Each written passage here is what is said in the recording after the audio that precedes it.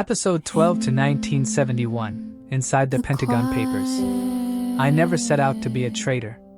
I never thought I'd become the villain in someone else's story. But there comes a moment when the weight of what you know presses so hard against your chest that it's impossible to breathe. I remember the first time I saw the files. The Pentagon's halls were always cold, the air humming with secrets. But those papers, they were different. Thick, heavy, silent as tombstones stacked on a metal cart. My hands shook as I flipped through the pages. Decades of lies, tucked away in careful type. Wars prolonged. Promises broken. Men in polished shoes deciding the fates of thousands. While families back home clung to hope. Hope built on silence. I tried to look away. To be a good son, a loyal employee, a quiet patriot. But the words crawled into my dreams. Numbers. Body counts. Quiet memos about villages I'd never heard of. Wiped from the earth. I asked myself, is it my job to know this much? To carry these ghosts inside me? I thought about the people I loved. My wife's soft voice in the kitchen, humming over the radio. My son tracing airplanes in the condensation on the window. If I said nothing, maybe I could protect them. Maybe the storm would pass me by. But every morning I saw the news. Another flag. Another funeral. Politicians promising, peace is near. While the numbers in those files climbed and climbed. I watched colleagues, good men, tired men, close their eyes and turn away. They told themselves, someone else will fix it. They turned the page. I couldn't. Sometimes I stared at the ceiling in the dark, counting the cracks, wishing I could unknow the truth. The risk was real. Careers destroyed. Families threatened. Jail. A label, traitor. History has always had a place for traitors. But what if the greater betrayal was staying silent? What if the true crime was letting the lies pile up? Layer after layer, until the truth suffocated? I watched the war on television. Not the war I read about, not the numbers I knew. Just faces. Mothers holding folded flags. A father searching for a name in the crowd. One night, I stared at myself in the bathroom mirror. My face was pale. Older than I remembered. I asked the reflection, who are you protecting, really? And at what cost? There were moments I wanted to burn the papers. Destroy the evidence, let the whole mess disappear. But I couldn't forget. The truth doesn't burn. It lingers, sharp as smoke in your lungs. I remember the first time I copied a page. My hands sweated through the paper. The sound of the copier was thunder in my chest. Any moment, a door could open. A voice could call my name. I told myself, just one. For history. But history kept needing more. Page after page, the weight built up. I carried it home in my briefcase. Next to a sandwich, a letter from my mother. A toy soldier my son had left behind. Every day, the question haunted me. Am I doing the right thing? Or am I shattering the lives of everyone I love? I watched my wife sleep. Her face calm, unaware. I wanted to tell her everything. But how do you explain carrying the fate of a nation in your hands? Outside, the world went on. Protests in the street. Young people shouting for an end to the war. I wondered if they'd still cheer if they knew it was me. I kept working. I kept copying. The truth grew heavier. Some days I wanted to run. Change my name. Disappear. But then I'd remember the faces. The ones who had no voice. The ones who believed in promises. One day, I looked at my own son, small and innocent, asking if I'd be home for dinner. I realized the truth was not just about me. It was about him, about all of us. So I made my choice. I gathered the pages. I wrapped them in brown paper. I called a reporter. As I waited for him to arrive, my heart thudded so hard. I thought it would burst. When he took the papers from my hands, I felt something leave me. A burden. A secret. But not the fear. The fear stayed. I watched the headlines the next day. My world on fire. Accusations. Threats. People I'd never met calling me a hero. Others a traitor. But deep down I knew I did what I had to do. The truth was out now. And even if the world hated me for it, at least I could finally breathe. I thought handing over the papers would end something. I imagined the world would shift, maybe tremble, maybe wake up. But the first thing that happened was silence. The phone rang that night. No one spoke. Just breathing, heavy, waiting for me to break. I lay awake listening to the house breathe. My wife's steady sighs. My son's restless feet pushing at the blanket. In the morning, I checked the street from behind the curtains. 2 unfamiliar cars, engines idling. Were they here for me? Or was my mind inventing enemies in every shadow? The newspapers exploded. Headlines screamed, "Top secret." Politicians thundered on TV. Their faces red, their words careful and cruel. They called me a thief, a danger, a traitor who risked American lives. But others, strangers, wrote letters. "Thank you," they said. "You gave us the truth. You gave us a chance to decide for ourselves." My hands trembled as I read them. I felt both seen and hunted. I tried to go to work, but the halls were colder now. Whispers followed me. Averted eyes. Some friends crossed the hall to avoid me.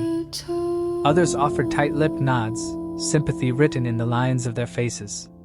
At home, my wife asked, "Did you do it?" She didn't shout. She didn't weep. She just stood at the sink, her hands still, water running over white plates. I nodded. She turned off the faucet. "I just want you to come home," she whispered.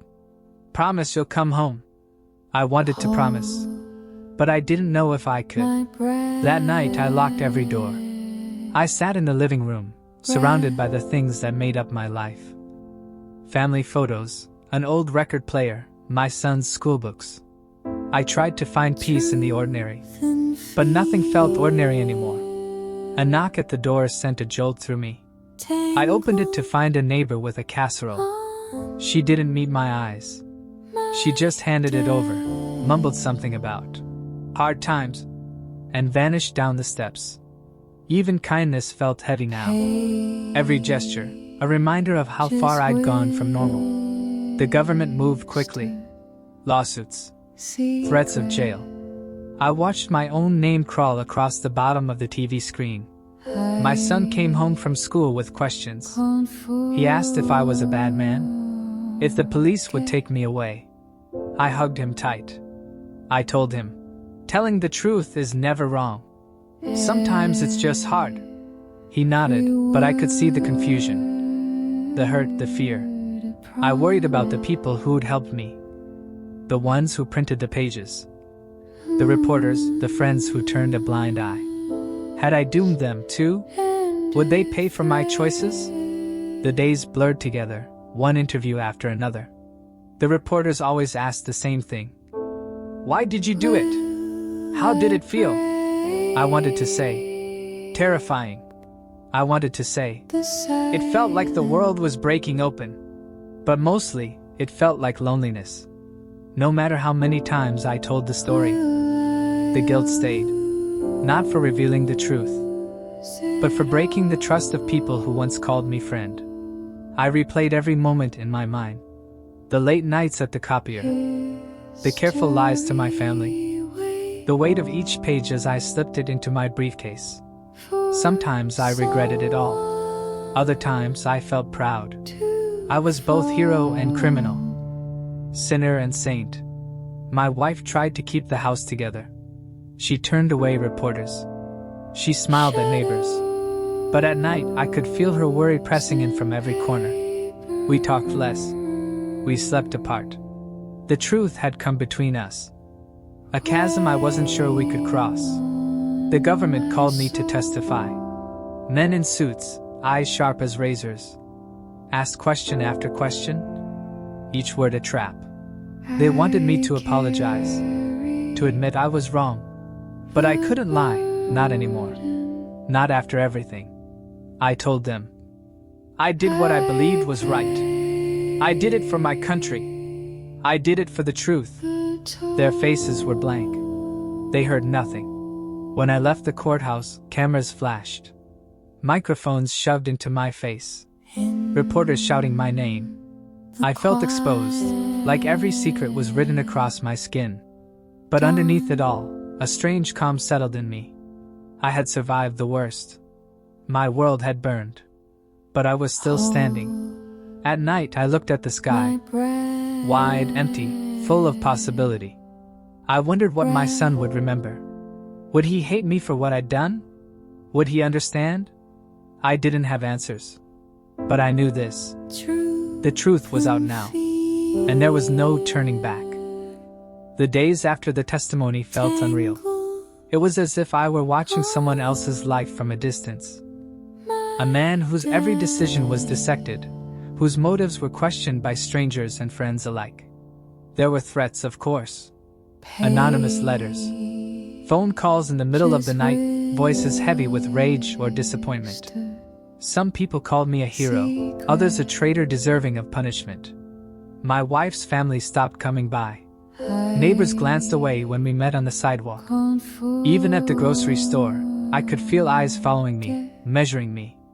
I learned to live in a kind of shadow, to shrink into quiet spaces, to flinch at unexpected noises. Trust became a fragile thing, easily shattered. And I found myself doubting even those I loved.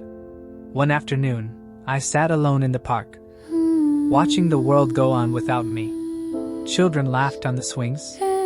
Birds gathered crumbs at my feet. The sun warm on my back. But I felt like a ghost drifting through my own life. A reporter found me there, notebook in hand. She sat beside me, silent for a while. Then asked softly, "Was it worth it?" I didn't know how to answer. How do you measure the value of truth? How do you weigh it against the cost to your own family? Your own soul? I told her, there are nights I wish I could go back. Nights I wish I could unsee what I saw. Unlearn what I learned. But I can't. She nodded, scribbled something down. Then looked at me, really looked, not as a subject, but as a man. "You know," she said, "most people never get to change history. You did. That takes courage." Courage. It didn't feel like courage. It felt like standing naked in a storm, clinging to a promise that might never be kept.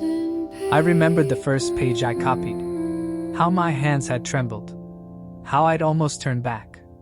Now I was too far in to turn back. Too marked by the truth to pretend I hadn't seen it. At home, things were quieter now. My son spoke little. He looked at me sometimes with fear, sometimes with awe, sometimes as if I were a stranger. My wife tried to hold us together. She cooked meals, paid bills, kept the blinds closed. But even when we sat together at the dinner table, the silence between us was thick, filled with everything we couldn't say. One night, she broke the quiet. She reached for my hand across the table, her fingers trembling. "I'm scared," she whispered. "I don't know what comes next." Neither did I. I squeezed her hand, wishing I could promise her safety. A return to the life we'd lost. But the past was gone. We were changed. I tried to find meaning in it all. To believe that what I had done would matter. That the pain would lead somewhere better. But the news kept coming. More wars. More lies. The world didn't change overnight. Maybe it never would. Still, there were letters. From strangers who thanked me for my courage. From veterans who said the truth helped them sleep at night. From families who had lost sons. And now finally understood why. Those letters became lifelines. I read them late at night. Each word a reminder that the truth, no matter how heavy, had a place in the world. Sometimes that was enough to get me through another day. And sometimes I wondered if I'd ever feel whole again. The years passed, but the echoes of that choice never truly faded. Some scars never heal, not on the skin, not in the heart. I learned to live with the uncertainty. The tension between the world's judgment and my own trembling faith in what I did. The trial, the headlines, the threats. Eventually, even those storms quieted. But the silence that followed was almost worse. People forgot my name, but I could never forget the faces of those lost to the lies. The soldiers whose lives were gambled away. The families who sat by the phone, waiting for news that never came. Some nights, I wandered the house alone. A photograph here, a child's drawing there. Reminders of what mattered most. I still caught my wife's eyes from across the room. 1,000 conversations flickering between us in silence.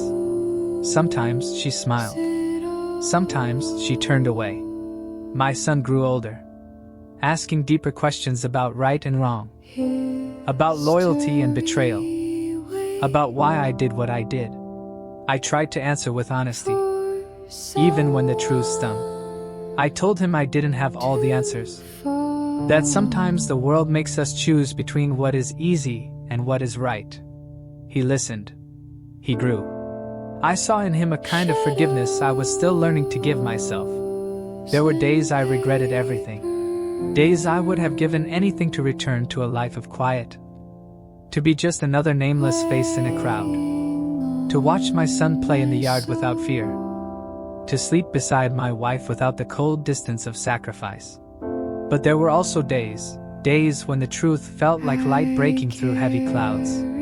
Days when I heard from strangers who thanked me, who told me their own stories of courage, who said my choice gave them hope to speak out, too. In those moments, I remembered why I did it. Not for glory, not for revenge, but because the truth matters, even when it hurts. As the world moved on, I found a strange kind of peace. Not because everything was fixed. The wars, the lies, the losses continued, but because I had faced the darkness and chosen to shine a light. Sometimes, in the early morning, I'd sit at the kitchen table, coffee cooling in my hands, watching the sky grow pale with dawn. I thought about all the secrets still hidden in the world. All the stories waiting for someone to be brave enough to tell them. I didn't feel like a hero. I felt human. Flawed, wounded, still searching for forgiveness. But I learned that one voice can make a crack in the wall of silence. That telling the truth can cost you everything. But it can also set you free. I hope my son remembers that. I hope anyone who hears this story knows. You are not powerless. The truth is heavy. But it is not yours to carry alone. And sometimes, even the smallest act of courage can change the world.